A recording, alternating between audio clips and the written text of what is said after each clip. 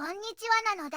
ずんだもんなのだ。今日も元気に世界のニュースをお届けするのだ。今日みんなと一緒に見ていく国はチベットなのだ。実はね、みんな知ってた？チベットでは相手に舌をペロッと出すのが失礼どころか最高の敬意を表す挨拶になるらしいのだ。びっくりなのだ。そんなチベットから今日は5つのニュースをピックアップしたのだ。中でも特に注目なのが5つ目のニュースなのだ。ハドウー寺院のチェワン氏釈放という記事なのだよ。ダライ・ラマ法王のお誕生日を祝っただけで捕まってしまっていた勇敢な僧侶のチェワンさんや若い歌手のアサンさんが無事に解放されたっていうとっても嬉しい希望の光が見えるニュースなのだ。チベットの状況はまだ厳しいけれど、こうして解放されるのは本当に良かったのだ。詳しくは本編で見ていくのだ。この動画が面白いって思ってくれたら高評価とチャンネル登録もぜひお願いするのだ。それでは早速一緒に見ていくのだ。さあ、世界の屋根神秘のチベットの魅力を紹介するのだ。ヒマラヤ山脈に抱かれた平均標高4000メー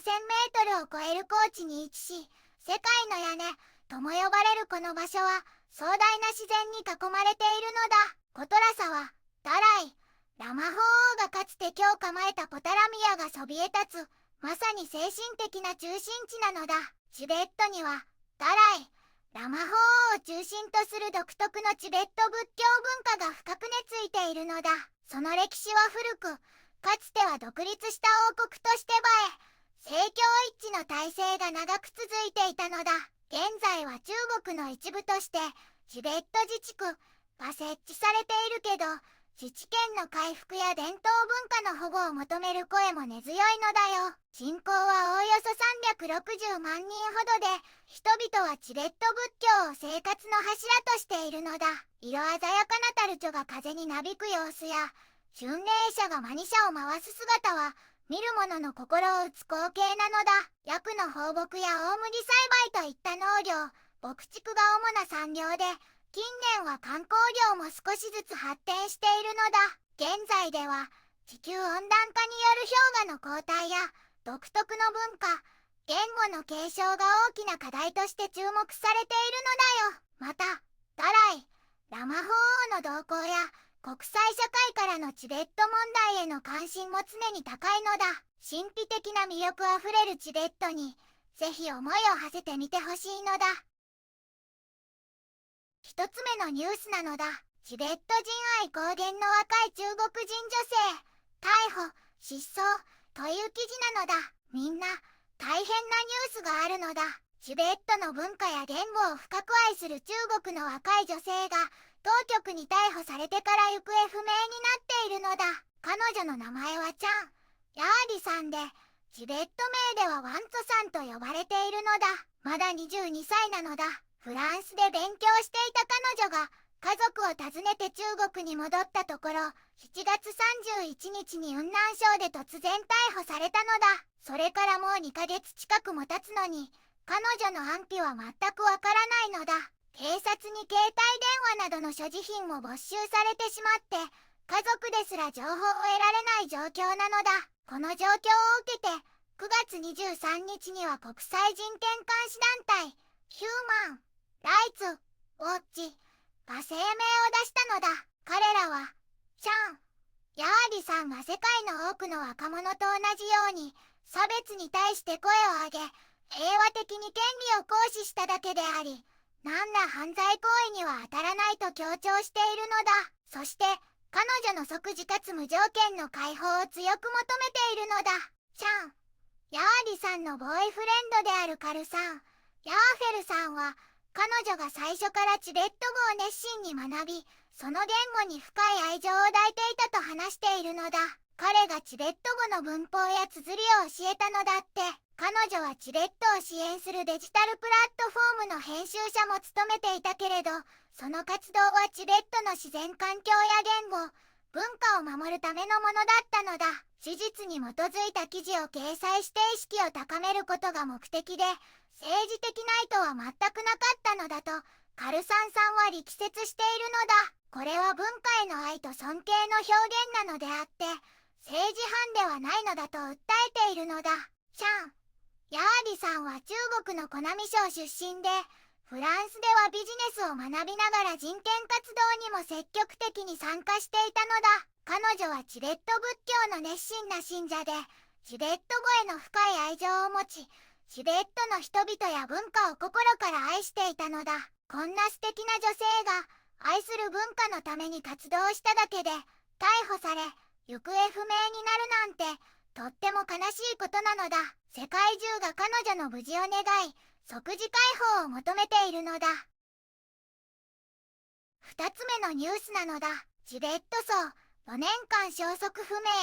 という記事なのだ。チベットの僧侶ダルジェ氏が中国当局に逮捕されてからもう4年以上も行方不明なのだ。2021年8月5日のこと、ラサで他の2人の仲間と一緒に中国警察に突然連行されたのだ。他の2人は数ヶ月後に釈放されたのに、ダルジェ氏の安否や居場所は今も家族や親戚に全く知らされていないままなのだ。地元の人々がラサ警察に問い合わせた時、警察はダルジェ氏はすぐに釈放されるし、何も問題なく元気にしていると偽りの保証をしたのだ。この欺瞞的な言葉を信じてしまい、これまで彼の危機的な状況をチベット外部に訴えることができなかったのだ。チベットの人々に十分な情報が届かないことが、中国政府による抑圧や恣意的な拘束、強制的な失踪がチベットで深く進行していることを示しているのだ。ダルジェ氏は今およそ63歳なのだ。彼は語録、チベット族自治州セルタのウォルシュル出身で、セルタ・セラ僧院に所属する僧侶なのだ。逮捕前はラサに住んでいて、聖地巡礼や修行を重ね、多くのチベット人ラマから教えを受けていたのだ。彼は僧や経典、仏道の法権を行うことができる資格ある僧侶として有名で、その正直さと信頼性からみんなから深く慕われていたのだ。信者の役に立つため、ラサで小さな店を営み、人々が神聖な品々を持ち込んで適切な法権を行えるようにしていたのだ。ダルジェ氏が所属するセルタ・セラ僧院、正式にはセラ・テクチェン・チョコル・リン僧院はセルタ県の西にあるケーコル教に位置しているのだ。1736年に設立された古くからの仏教と新しい仏教両方の教えを伝え守る重要な僧院の一つなのだ。このような立派な僧侶が未だに行方不明なのは本当に悲しいことなのだ。家族は今も愛するダルジェ氏の安否を案じているのだ。この事件はチベットにおける言論統制と自由の抑圧の深刻さを物語っていて、国際社会の関心が集まることを願うばかりなのだ。3つ目のニュースなのだ。中国共産党8項目文書、ダライ・ラマ法王90歳誕生日祝賀関連情報の現金を要求という記事なのだ。中国共産党がダライ・ラマ法王の90歳のお誕生日を祝う活動について厳しい禁止を求める8項目の内部文書を出したのだ。自由な世界でお祝いが続いているから中国当局はチベット内部への影響をとても心配してこの文書を回したのだ。文書には2025年周期におけるイデオロギー的リスクに関する警告や敏感な時期のための迅速行動計画といった8つの主要な項目が含まれているのだ。特に第8条の民族宗教についての第36項ではダライ・ラマ法王の90歳の誕生日を機に中国に反対したりチベット独立を支持したりする勢力がチベット内部に広めるための有害な音声や動画などを秘密で作っていると指摘しているのだ。だからソーシャルメディアを使ったり秘密のルートで法王に挨拶を送ったりチベット独立について話したりするチベット僧侶は厳しく監視するように指示されているのだ。また熱心な信者の皆さんが違法な集まりに参加したり旗を掲げたり法王の写真を飾ったり焼身自殺をしたりするのを厳しく禁じて、深刻な事件が起こるのを全部防ぐように求めているのだ。第37項では、若者をターゲットに活動する一部の宗教団体を厳しく禁止するのだ。特に外国勢力の影響を受けて人々の心に忍び込もうとする活動はきっぱりと禁止するべきだと強調しているのだ。さらに第38項では9月9日のチベット自治区設立60周年に向けてチベット独立を先導するような陰謀やチベットの統治、民族宗教政策、発展の成果を攻撃したり弱めようとする行為は断固として防ぐべきだと指示しているのだ。このように中国当局はダライ・ラマ法王の誕生日祝いに関連する動きをとても警戒し、厳しい対応を求めているのだ。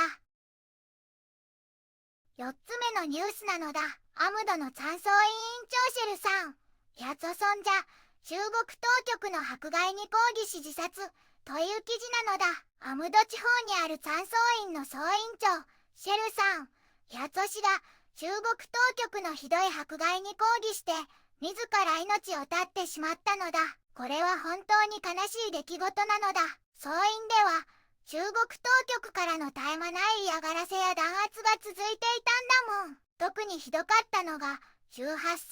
満の僧侶がみんな追放されちゃったことなのだ。ダライ・ラマ法王のお誕生日の少し前から中国警察は参奏院への規制をものすごく厳しくしたのだ。僧侶さんたちの部屋を徹底的に捜索して王のお写真を見つけたらすぐに没収しちゃったんだって。そして総院全体を封鎖して僧侶さんたちが自由に動き回ることもできなくしちゃったのだ。これはひどいのだ。法王のお誕生日を過ぎてからも抑圧はさらにエスカレートしたんだもん。7月20日からは警察が毎日総員の寮を捜索して僧侶さんたちを強制的に政治学習会に参加させたのだ。これじゃ大切な宗教活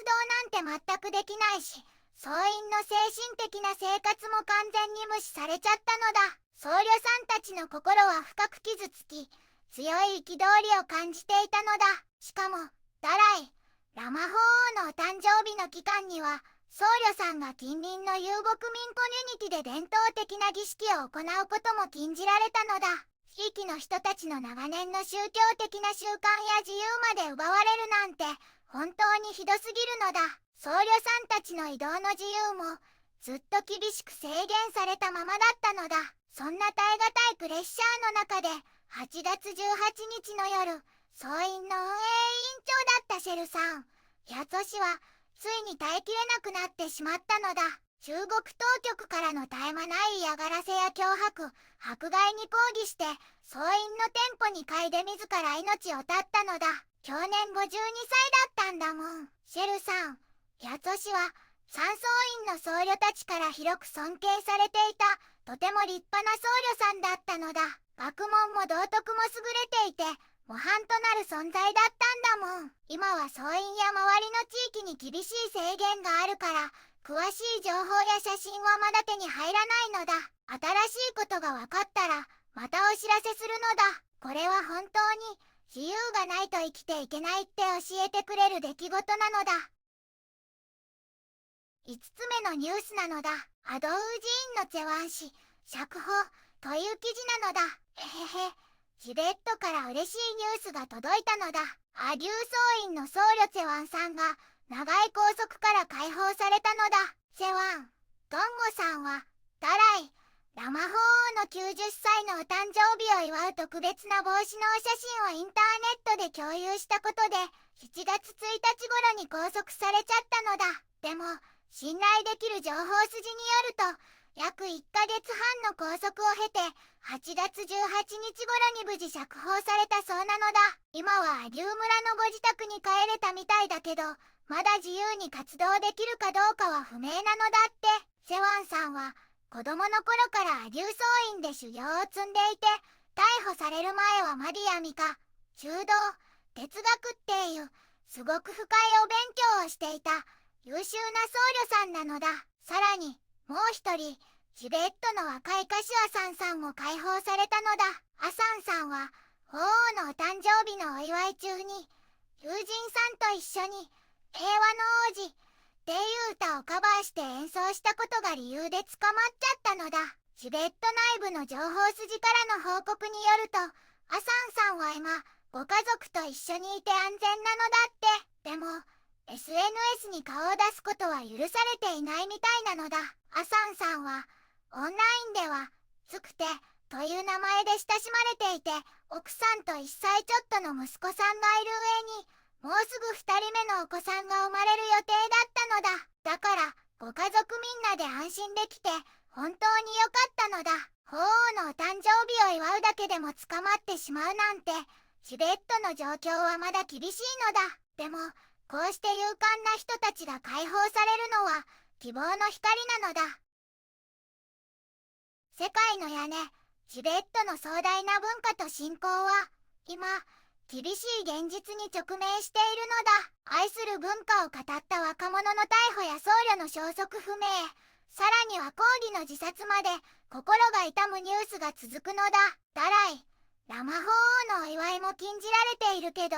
解放された人もいるのだ。この現状に目を向け、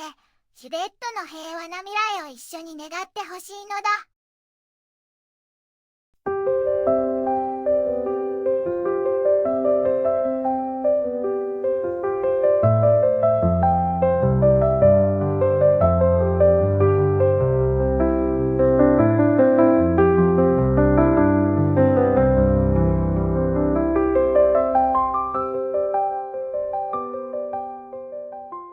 こんにちはなのだ。この番組では世界のあまり知られていない国や地域からちょっと不思議でちょっと感動するニュースをお届けするのだ。日本ではあまり話題にならないけど、世界には僕たちが知らないままの出来事や優しさや驚きに満ちた物語がた